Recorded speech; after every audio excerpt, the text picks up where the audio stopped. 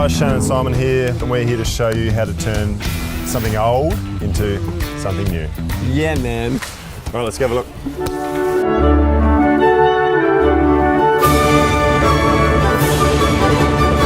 That's nice oak. Turn it on the ground. Storage bench seat. Yeah. If you've got it at the end of your life, It's good. you can always double as a coffin. Oh, no. Up a little bit, up, go. So many Lots. people buy the cheap and nasty furniture. Doesn't last long enough. It's a good nick. Yep. It's a bit of solid oak in here, so it's going to be good for outside. Yeah. So we need a couple of reinforced sides. Beautiful. Look at that.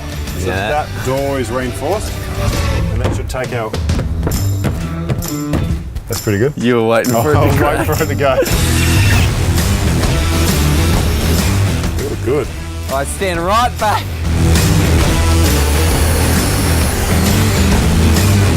Look at that. That is simple. You just have to think outside the box. I know. It's going to look good, and it's going to be really functional.